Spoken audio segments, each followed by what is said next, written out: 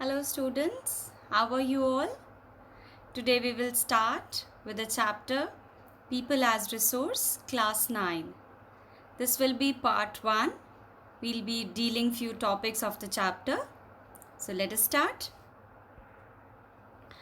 First, is population an asset? Can we decide this? Let us check. It is an asset when it becomes human capital.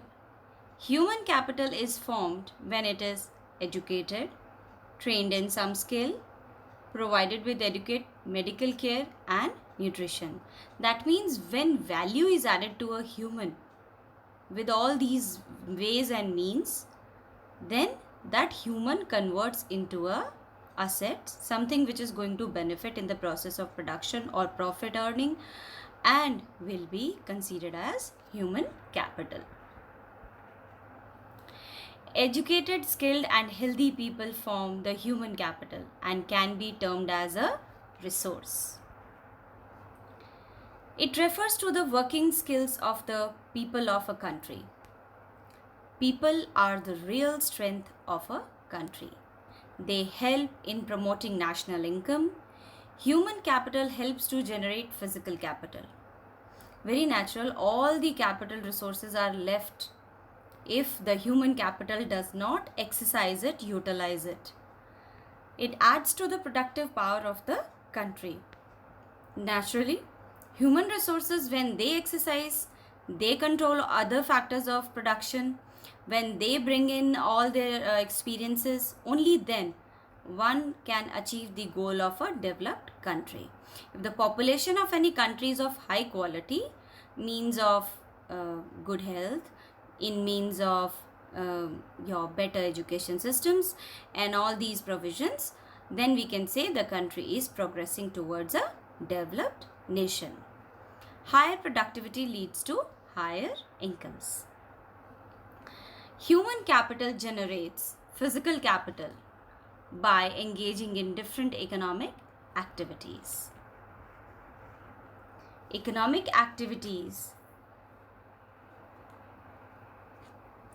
can be classified into 3 sectors: primary, secondary, tertiary.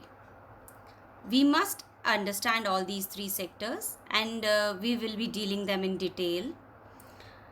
Primary sector deals with the raw material used from the nature, and especially the end product is also a natural product. Secondary sector, it is related to manufacturing, when all the things are processed to another step to make it a finished good. Then tertiary sector, it is your service sector, which says that all the helping hands to these both sectors, which help in the production in a better way and in a smooth way, those features are collectively called in tertiary sector. Further classification can be as market activities, all those activities which are done only for profit. There is no welfare. They do not consider the part of welfare of people. Only the activities are done for the purpose of earning or generating income. Other is non-market activity. These are done for self-consumption. That means maybe, for example, there is a small plot of land and a farmer is not having much of resources, so he may be producing the amount of wheat he requires for himself for the whole year on that patch of land, so he will consume that, so it will be a non-market activity. Okay, now let us discuss the 3 sectors of the economy. The sectors of economy, they are primary sector, tertiary sector and the secondary sector. For this, we must understand this flow chart. Primary sector, secondary sector and tertiary sector. These 3 are very much visible in this diagram, connected. Let us see how it is. Production of things using natural resources. This is done in the primary sector. Then what happens? The natural products are changed into other form. For example, if we take cotton, cotton is a natural resource and primary sector makes it, right? If we get that cotton, then it may move to the next step in the secondary sector and they can convert this into thread. So now this thread in the secondary sector needs to be given for sale to the retailers or should be reached to the end consumer. So what has to be done? It has to be transported.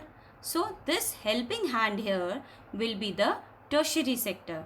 It helps in the development of the primary and the secondary sector. Now let us see primary sector.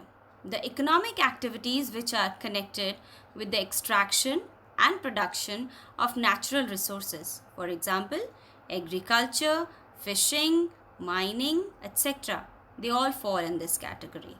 Here you have a concept map also. Now let us look at the secondary sector. The economic activities which are related to the manufacturing process, that means your industrial sector majorly. For example, steel manufacturing, or what else you can take the example? We were talking about thread making. So they fall in the category of secondary sector. Now let's discuss the tertiary sector. The economic activities that are mostly based on providing services to the society like transportation, banking, insurance fall under this category. This is your service sector. The other name is service sector. Trade, tourism, transport, all of these fall in it. This ends with the part 1, people as resource chapter. I'll come here again and we will continue with this chapter. I hope you have understood it. Take good care of yourself. Have a nice day.